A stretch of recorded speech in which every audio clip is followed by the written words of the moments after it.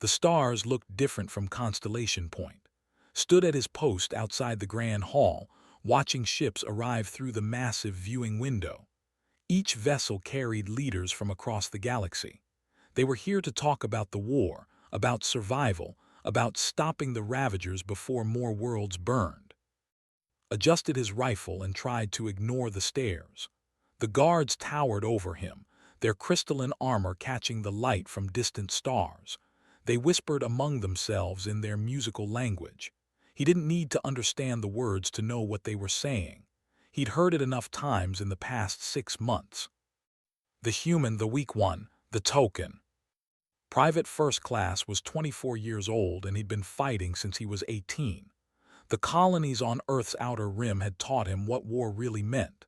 He'd seen friends die. He'd gone days without sleep, holding positions against raiders and pirates. He'd learned to shoot straight, move fast, and stay alive. But none of that mattered here. He was just a symbol, a gesture, a way to show the Terran coalition that the Empire was willing to cooperate even if they didn't really mean it. The assignment had seemed like an honor at first. Protect Empress herself, the ruler of the vast empire. His commanders back on Earth had been excited. Show them what humans can do, they'd said. Make us proud. 3 weeks into the posting, realized the truth. He was decoration. The real guards, the warriors in their shining armor, treated him like furniture. They never asked his opinion. They never included him in briefings. When the Empress walked past, they formed a wall of bodies that left him on the outside, watching. The door behind him opened, snapped to attention as the guards straightened. Empress emerged from her chambers and the corridor seemed to brighten. She was beautiful in a way that made humans uncomfortable. Too perfect. Too graceful. Her skin had a faint shimmer and her eyes held colors that shifted like oil on water. She wore robes that seemed to flow like liquid silver. 300 years old, they said. 300 years of ruling, of learning, of watching civilizations rise and fall. Had lived barely a tenth of that time. The Empress walked past without looking at him. The guards fell into formation around her, a moving fortress of the Empire's finest warriors. Took his place at the rear as always. The spot reserved for the least important. The human. They moved through the station's corridors. Constellation Point was neutral territory, built by a dozen species working together. The architecture mixed styles in ways that shouldn't work but somehow did. Organic curves met sharp angles. Soft lights mixed with harsh ones. It was a place between places, where old enemies tried to become allies. The summit hall was already full when they arrived. Recognized some species from his training materials, though with their 4 arms and compound eyes, the who breathed methane and stayed in sealed suits, the whose bodies seemed to shift between solid and liquid states, and humans, of course, a small delegation in the corner, looking uncomfortable in their dress uniforms. Captain caught his eye and nodded. She was Terran Fleet, career military, and one of the few people who'd treated like a real soldier since he'd arrived. They'd shared drinks once and she'd been honest. They don't think we belong here, she'd said. We're too young, too aggressive, too short-lived. We have to prove ourselves every single day. Had asked how long that would take. She'd laughed, but there was no humor in it. Maybe forever, maybe never, but we keep trying anyway. The summit began. Species after species stood to speak about the Ravager threat. They showed images of destroyed worlds. Populations wiped out. Cities turned to ash. The Ravagers didn't negotiate. They didn't take prisoners. They just killed everything in their path and moved on. Listened and tried to stay alert.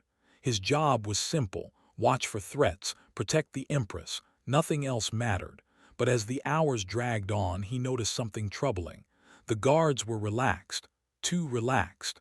They stood in position, but their attention wandered. One was actually looking at something on a small device hidden in his palm. These were supposed to be elite warriors, the best of the best, chosen from thousands to protect their Empress, but had been in enough combat to recognize the signs. These weren't soldiers. They were show pieces.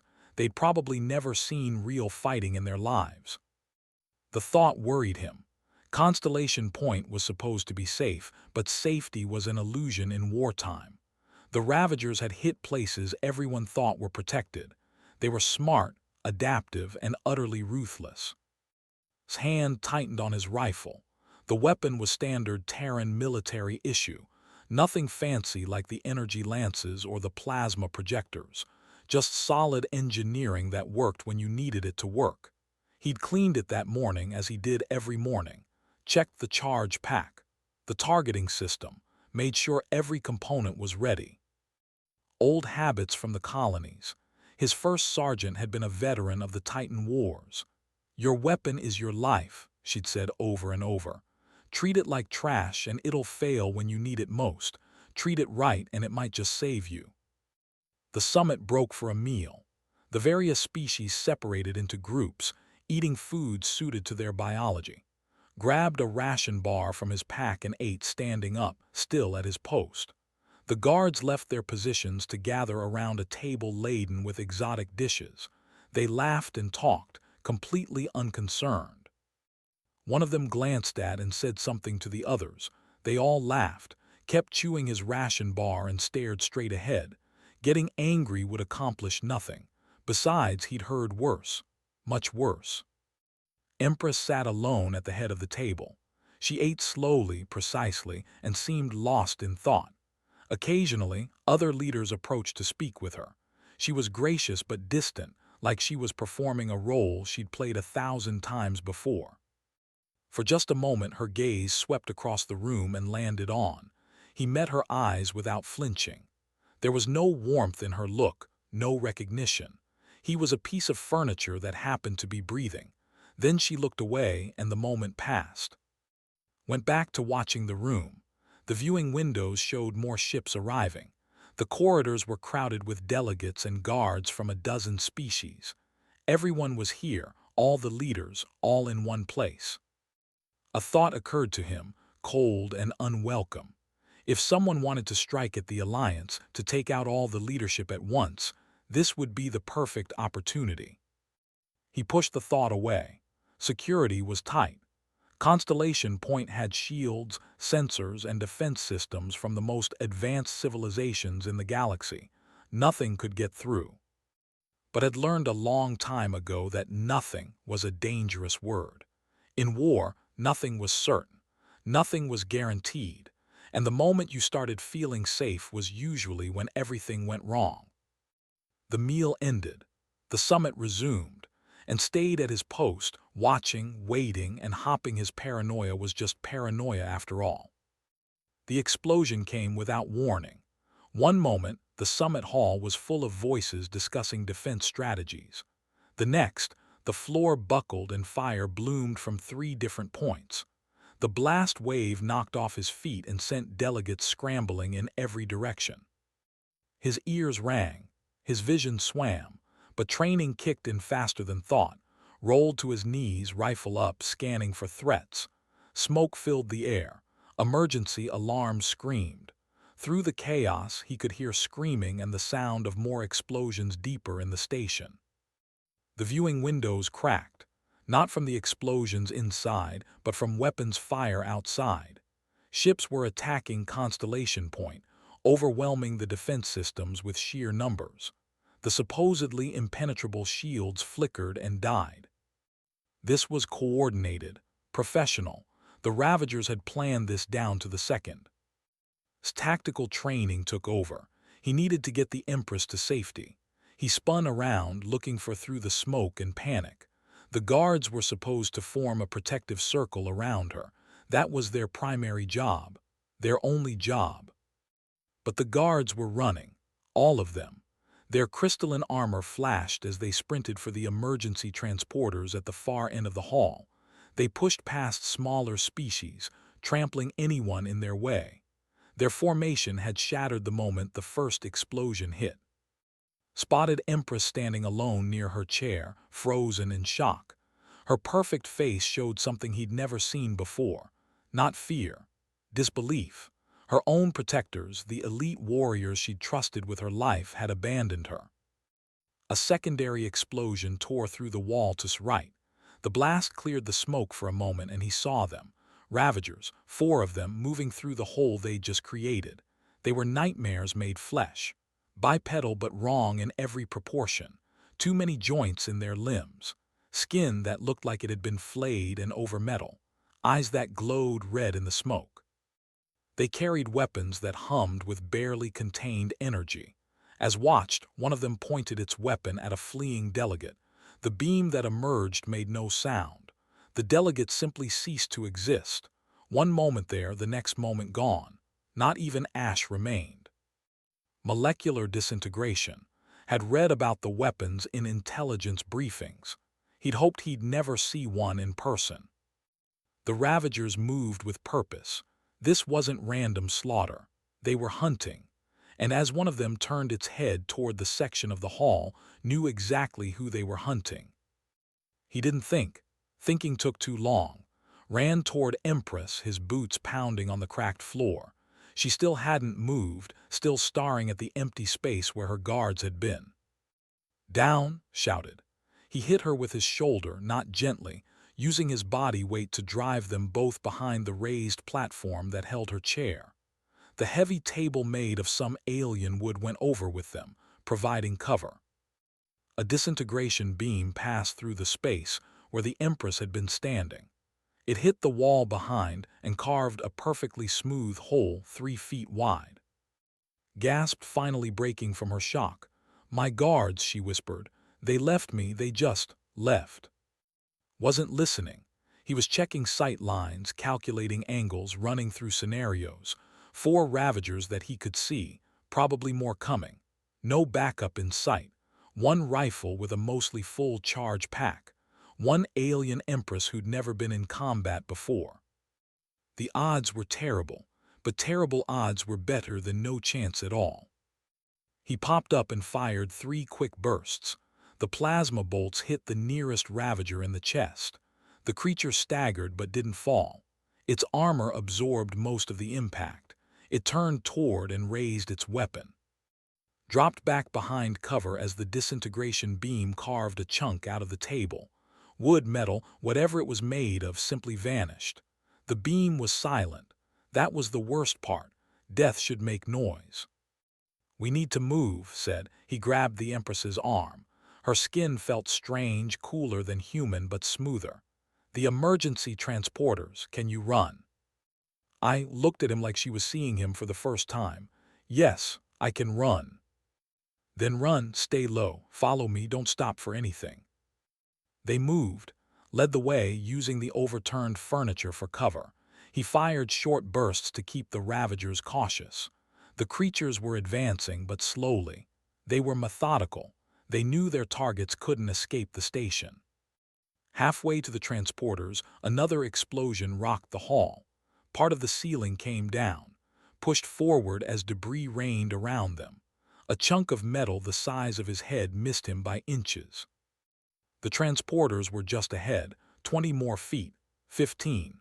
Then saw the bodies, a pile of them, species he recognized and some he didn't. They'd all had the same idea: run for the transporters, get to safety. But the transporters were destroyed. Melted slag where sophisticated technology had been. The Ravagers had thought of everything. "Back," said, "back to the platform, it's the most defensible position." They retreated. His mind raced through his options. They were limited, very limited. His emergency beacon was already active, broadcasting on all coalition frequencies. But the station's shields were down, and the battle outside was clearly still raging. Even if help was coming, it might not arrive in time. They made it back to the platform, positioned behind the heaviest part of the overturned table, and took up a firing position. The Ravagers were in no hurry now. They knew their prey was trapped. 4 became 6, 6 became 8. They spread out, surrounding the platform. Their weapons hummed. Their red eyes gleamed in the emergency lighting. Counted his shots. He'd used maybe a quarter of his charge pack, against 8 targets with superior armor and weapons, and more probably on the way. He thought of Captain, of his unit back on Earth. of his parents who'd been so proud when he enlisted. He wondered if they'd ever know how he died. Then he looked at Empress. She was pressed against the table, her perfect composure shattered. 300 years old, and she looked terrified, vulnerable, mortal. "I'm sorry," she said quietly. "My people treated you with contempt, and now you're going to die because of our arrogance." Checked his rifle's charge indicator. "Not dead yet," he said. One of the Ravagers spoke. The voice was electronic, synthesized through some kind of translator. "Empress of the, your execution will be broadcast across the galaxy. Your empire will fall. Surrender and your death will be quick." Aimed at the one who'd spoken. "Here's our counteroffer," he called out. "Come and get her." He fired. The bolt caught the Ravager in the face, right where its translator unit was mounted. The creature's head snapped back. It fell. 7 left. They all fired at once, ducked as disintegration beams and plasma bolts tore apart their cover. The table was disappearing, molecular layer by molecular layer. The platform behind them cracked and crumbled. This was it, the last stand. Had always wondered how he'd face death. Now he knew, not with fear, not with regret, just with a stubborn refusal to make it easy. He rose and fired again. Moved, fired, dropped. The Ravagers advanced. His armor started taking hits. Warning lights flashed in his helmet display. Shoulder pad gone, back plate cracked, left arm losing mobility. Pain came in waves, but adrenaline pushed it back. He could hurt later, if there was a later. Empress was saying something, couldn't hear over the weapon's fire and alarms. He glanced at her. Her eyes were wide, watching him, not with contempt, not with indifference, with something he couldn't quite name. The largest Ravager stepped forward. It was bigger than the others, covered in more armor, carrying a weapon that looked like it could crack a building in half. It raised the weapon, pointing it directly at the Empress. "No," said just that, "no." He stepped in front of her, completely exposed. The human shield between an alien Empress and certain death. His rifle was almost empty. His armor was failing. His body was breaking. But he was still standing. And as long as he was standing, nothing was getting to her. The Ravager's weapon charged with a sound like thunder building. Raised his rifle one more time. His hands were steady. Behind him, Empress reached out and touched his back. Just a light touch, a connection. The Ravager fired. Threw himself sideways, pulling Empress with him. The blast meant for them both carved through the platform where they'd been standing. The ancient structure simply ceased to exist, molecular bonds broken apart by Ravager technology. They hit the ground hard, felt something crack in his ribs. Didn't matter. He rolled, came up firing. 2 quick shots forced the big Ravager to step back. Not hurt, just cautious. His tactical mind was working overtime. 7 enemies, surrounded, no cover left, charge packs showing red, armor compromised, multiple injuries, backup unknown. It should have been hopeless, but had learned something in 6 years of fighting. Hopeless just meant you had to be smarter. He spotted a damaged power conduit hanging from the ceiling, sparking with energy. A support pillar weakened by explosions. A fire suppression system still active. The room was full of things that could be used, that could be weaponized. "Stay behind me," he told. "When I move, you move, understand?" She nodded. Her face was pale, but she wasn't panicking anymore. She was following orders. Good. Fired at the power conduit. The plasma bolt severed it completely. The heavy cable fell among 3 Ravagers, spraying electricity. They scattered. Not hurt, but disrupted. That gave him seconds. He ran left toward the damaged pillar. Stayed right behind him. The Ravagers tracked them, but was moving unpredictably. Dodge, weave, change direction. Human combat doctrine. Make yourself hard to hit. A disintegration beam passed so close to his head that he felt his hair move. Another took off his right shoulder. His armor was coming apart piece by piece. They reached the pillar, fired 3 shots at its base. The structure groaned.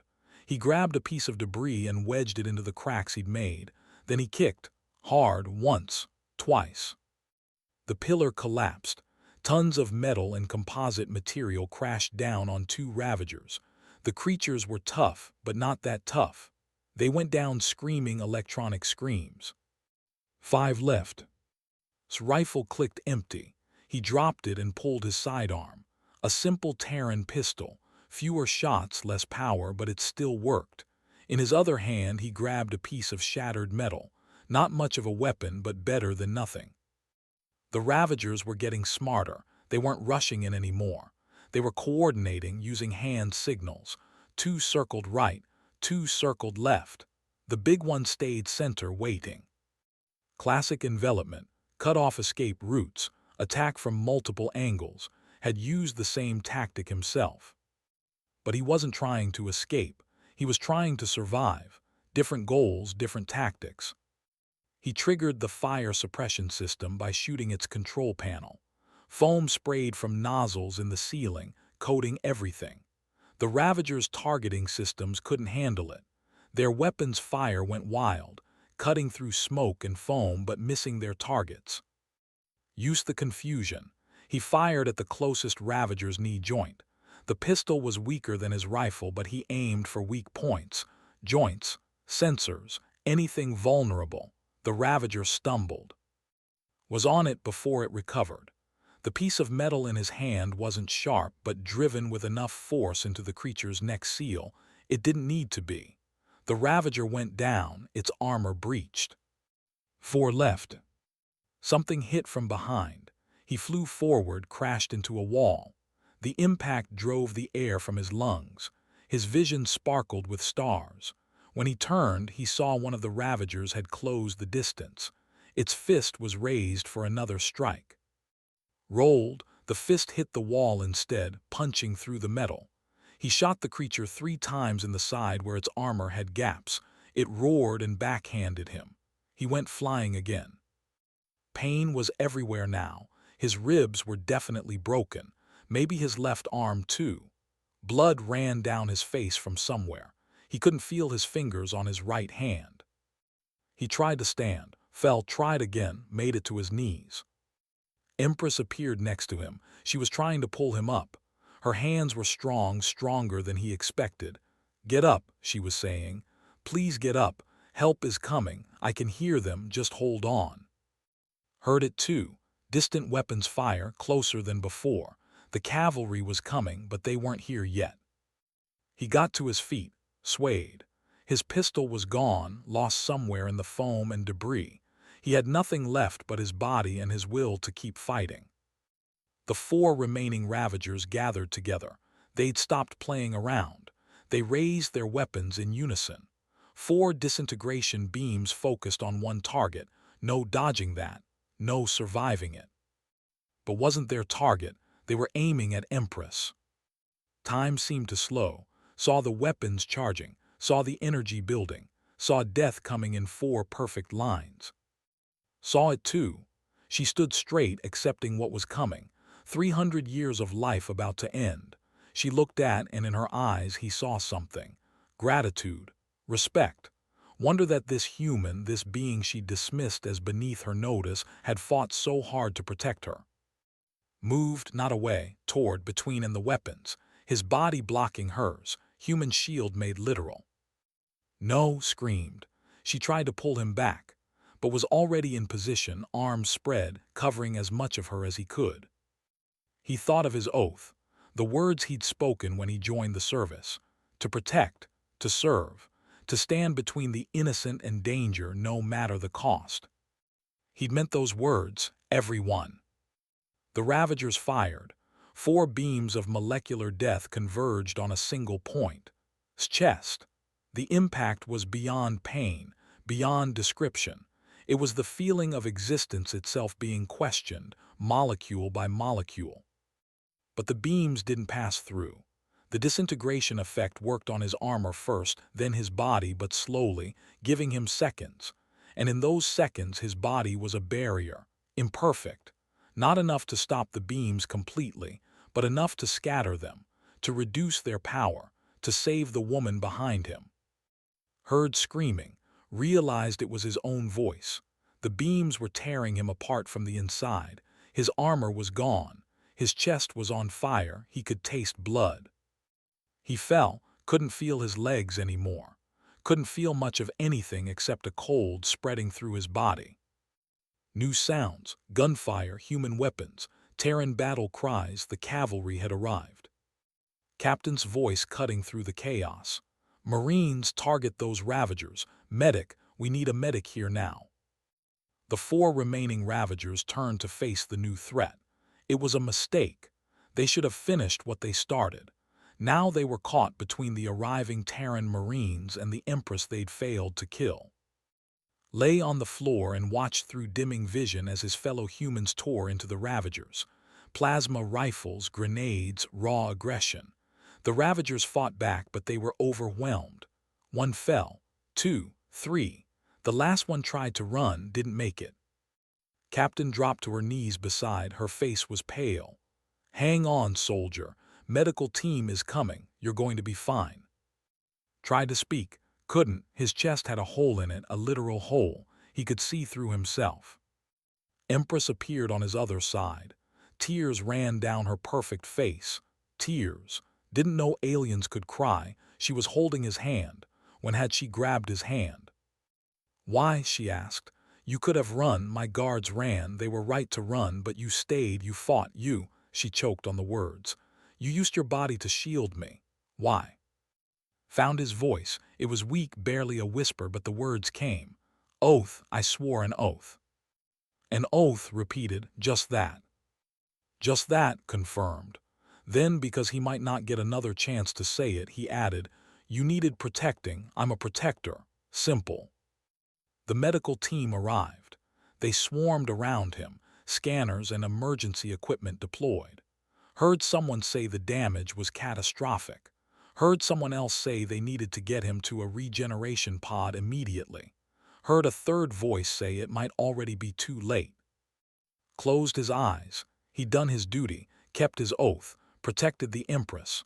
Whatever happened now, he'd done what he was supposed to do.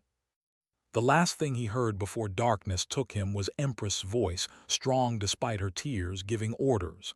Save him, whatever it takes.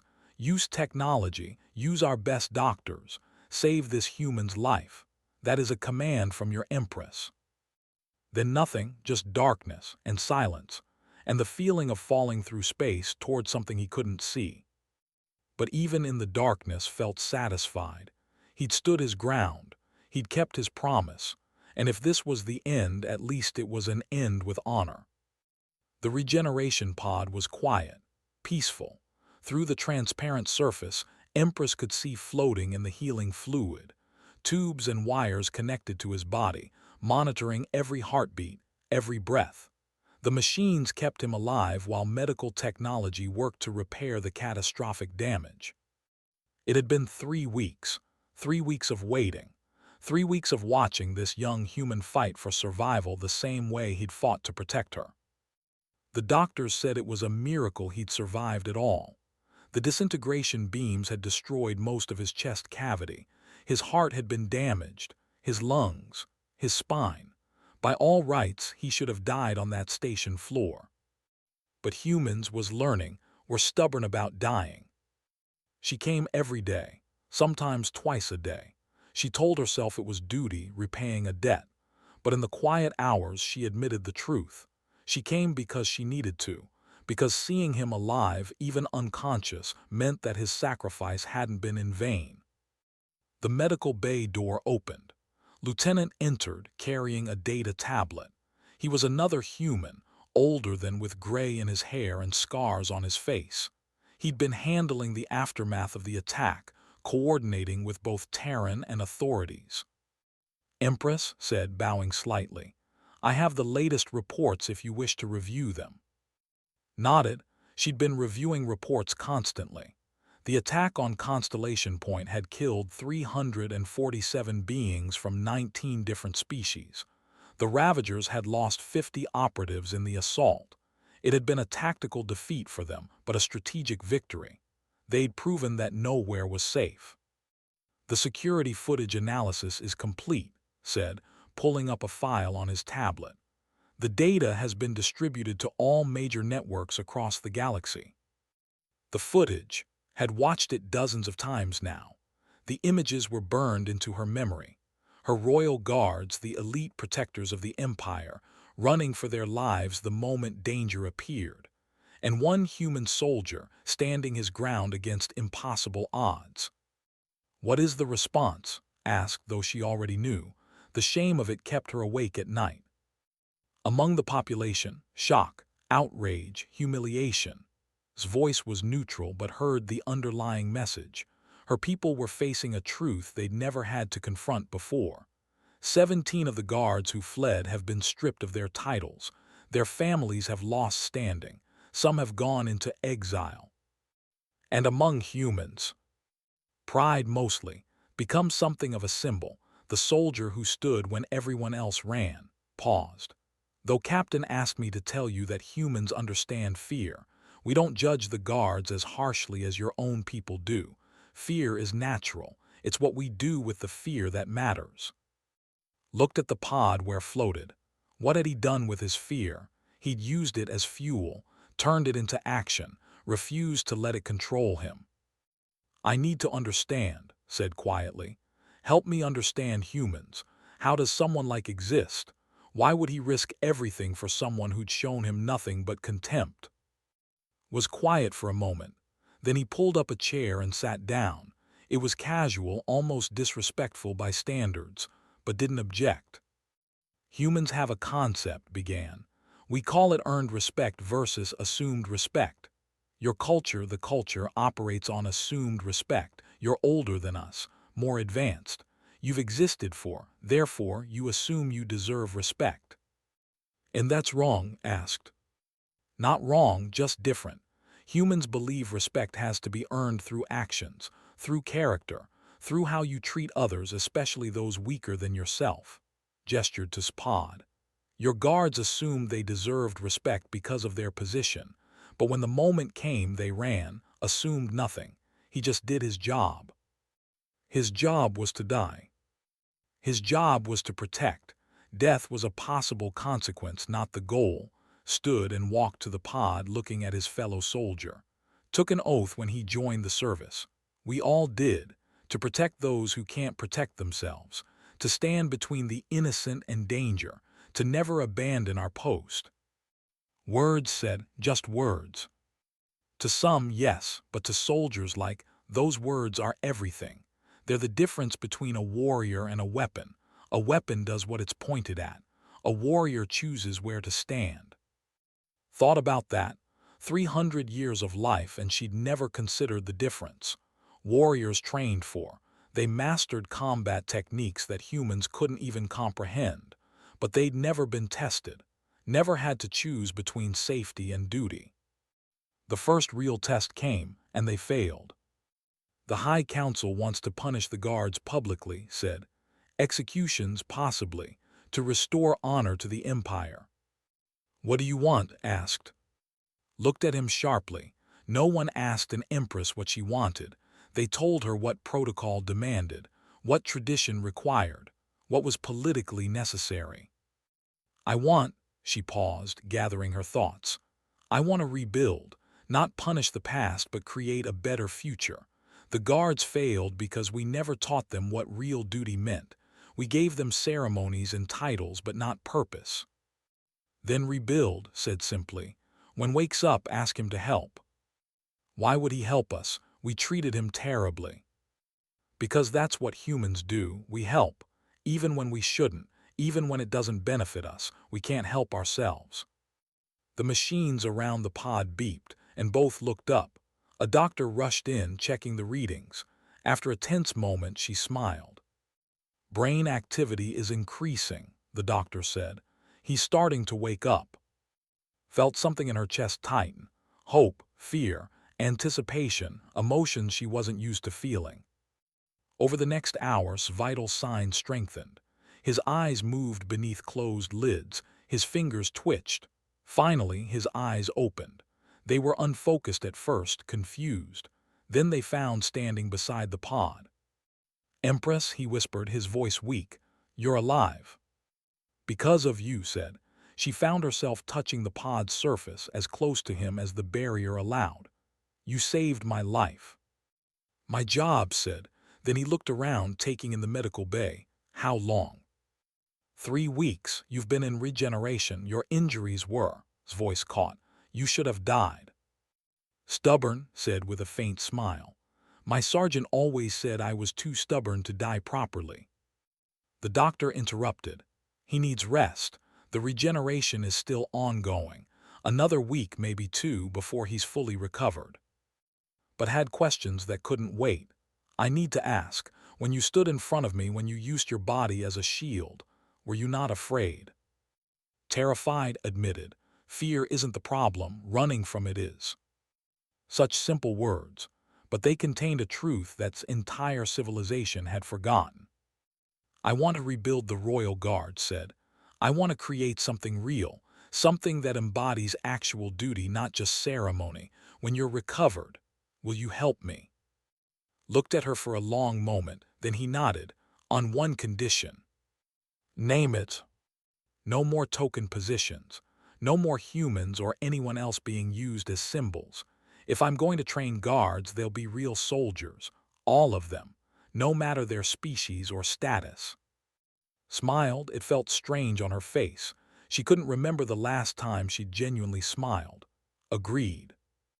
Over the following days, as continued to recover, spent hours with him, and they taught her about human military culture, about sacrifice and service, about the difference between warriors trained to look impressive and soldiers trained to survive. She learned about Earth's history, how humanity had fought itself for centuries before finally uniting, how that constant conflict had forged them into something tougher than species who'd known peace for. "We're not better than you," explained one day. "We're just different. We've had to fight for everything. Every advance, every colony, every inch of space. That struggle taught us things that peaceful civilizations never learn." "Taught you what?" asked. "That nothing is guaranteed. That safety is an illusion. That the only thing you can truly rely on is the person standing next to you." Looked at Spod. "And that sometimes the greatest strength is knowing when to stand firm, even when standing gets you killed." Thought about her guards. They'd spent centuries learning to fight but never learning why to fight. They had technique but no purpose, form but no substance. She'd been the same. 300 years of ruling, making decisions, leading her people. But she'd been isolated, protected, never tested, never challenged to examine whether her assumptions were correct. One human soldier had changed that, not through words or politics, through action, through sacrifice, through showing her what real duty looked like.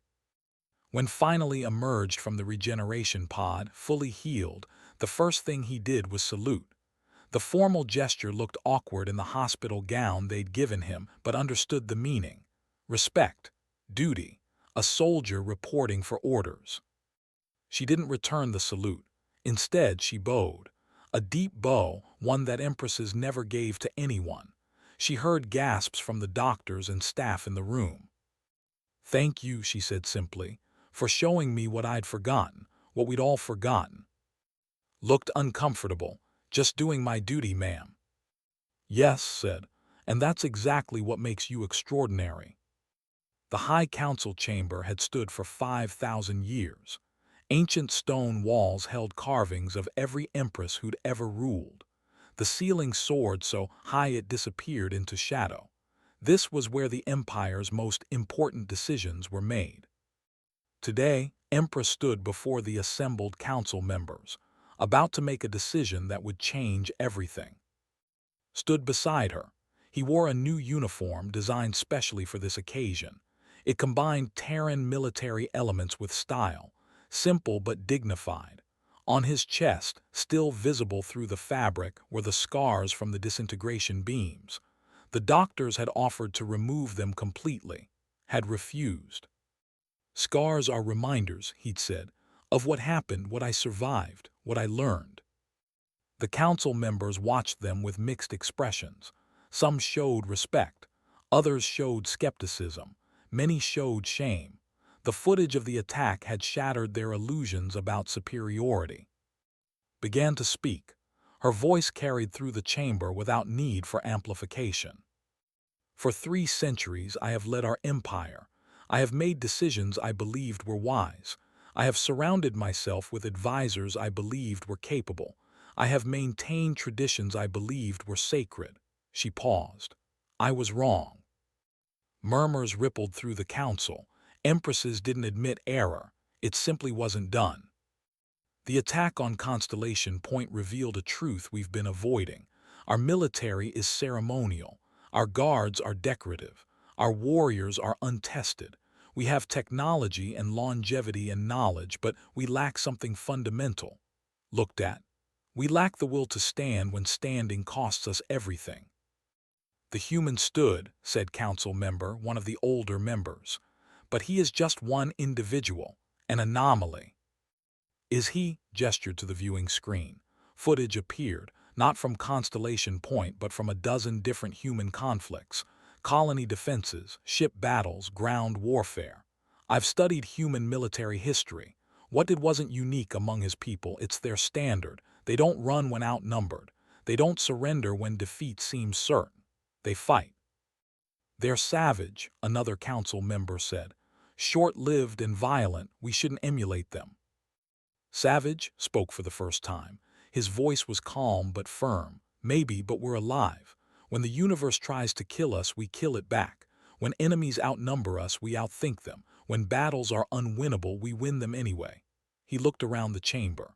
Your guards ran because they never had to face real danger. They trained for ceremonies, not combat. That's not savage. That's just unprepared. Continued. I am disbanding the Royal Guard, all of them. Their positions are forfeit. In their place I propose creating something new, a true protective force trained not in traditions but in tactics, not in ceremony but in combat. She pulled out a document. I've drafted new requirements, training standards, selection criteria, all based on proven military doctrine. Human doctrine, said. Effective doctrine, corrected. Species doesn't matter. Ability does. Character does. Willingness to stand when others run, that's what matters. And who would lead this new guard? Asked, though her tone suggested she already knew. I've created a new position, Shield Commander, authority over all protective forces, direct report to the Empress. Turn 2, Private, I'm promoting you to this rank. You'll rebuild the guard from nothing. Choose your own people. Set your own standards. Create something worthy of protecting this empire. Look stunned. Empress, I'm 24 years old. I'm a private. I've never commanded more than a fire team. You commanded yourself when it mattered most. That's the only test that counts. His voice softened. I'm not asking you to be perfect. I'm asking you to be real, to build something real. Can you do that? Stood the same way he'd stood on Constellation Point, facing impossible odds. Yes, Empress, I can. The council erupted in arguments. Some supported the change. Others called it madness. The debate raged for hours, but was Empress and her word was law. When she called for a vote, the result was close but in her favor. The reformation began immediately. Now Shield Commander assembled a team. Lieutenant came first, accepting a position as training coordinator. Captain took leave from the Terran fleet to help establish defensive protocols, but insisted on including others. Specialist, a combat medic who'd served in the worst fighting humanity had seen. She was young but brilliant, able to treat injuries from a dozen different species. Sergeant, a tactical expert who'd survived 3 impossible battles through clever planning and sheer determination. He was quiet but deadly, with a mind that saw patterns others missed. And not just humans, recruited who'd proven themselves in the defense of Constellation Point. Soldiers, even an engineer who'd held off Ravagers single-handedly while evacuating civilians. The Guard should represent the Alliance, said. Not just one species, we're all in this together. The training was brutal. Designed it based on Earth's toughest military programs, then made it harder. No ceremonial drills, no decorative formations, just combat scenarios, live fire exercises, and brutal honesty about who was ready and who wasn't. Many applicants quit. They couldn't handle the physical demands, couldn't accept criticism from a human half their age, couldn't adapt to the idea that status meant nothing and ability meant everything. But some stayed, some thrived. They learned to move like human soldiers, think like human tacticians, fight like humans who refused to die quietly. And as they learned, something changed. Pride grew. Not the hollow pride of assumed superiority, but the real pride that comes from accomplishment. 3 months after the attack, Empress held a ceremony. The Grand Hall was filled with beings from across the galaxy. Humans, representatives from dozens of species. The media broadcast to billions of viewers on hundreds of worlds. The new Imperial Guard stood at attention. 50 soldiers representing 8 different species. Their armor was uniform, showing unit cohesion, but each piece bore markings from their home world, unity and diversity together. Stood at the front, still looking slightly uncomfortable with the attention. Beside him stood his core team. Had returned to active fleet duty but sent a message of support. Approached carrying a small crystalline object. It glowed with internal light, shifting colors like a captured rainbow. The star of the Empire's highest honor, created 5,000 years ago. In all that time, it had been awarded exactly 17 times. Shield Commander said, her voice carrying through the hall. On Constellation Point, when death came for me, my own guards fled. But you, a human we'd treated with contempt, stood firm. You fought when fighting was hopeless. You endured when endurance seemed impossible.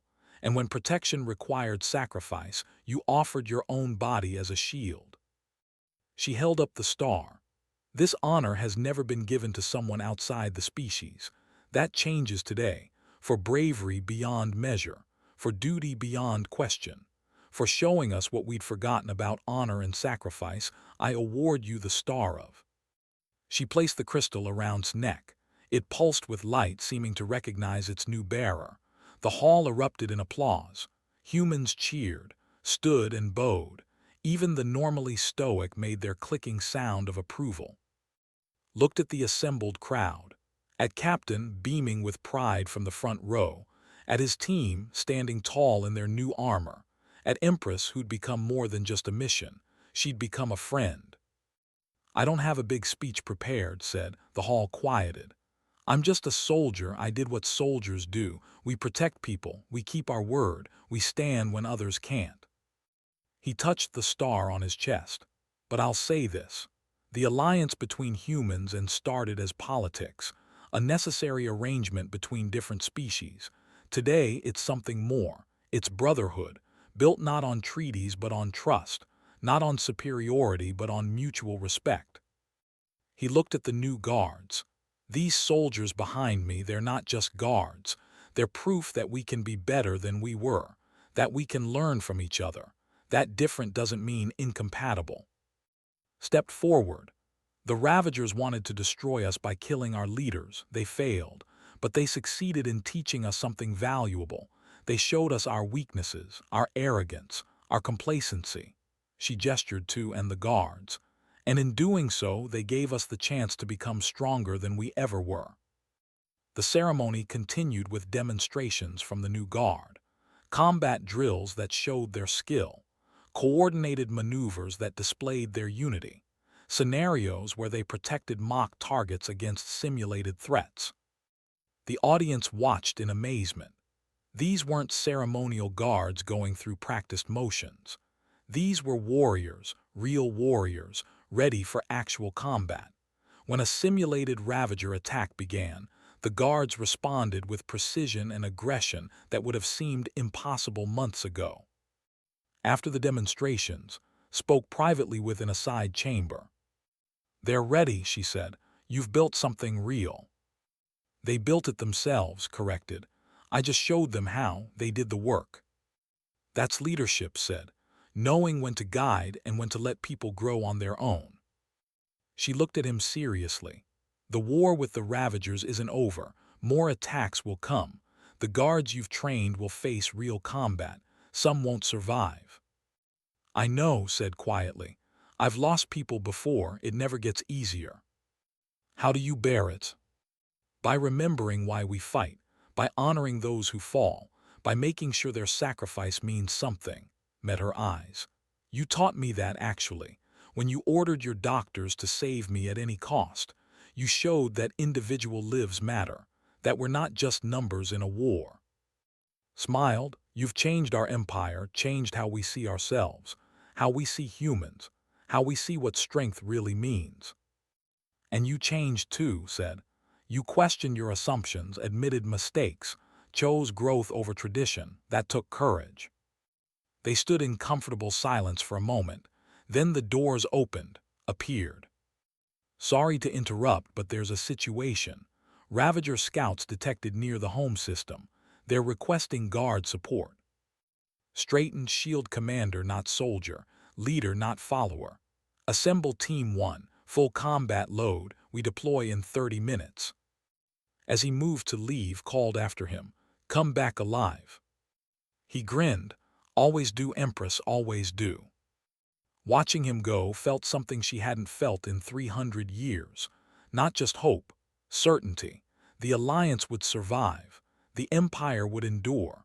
Not because of technology or longevity or ancient traditions, but because of people who stood when others ran, who fought when fighting seemed hopeless, who kept their oaths when breaking them would be easier.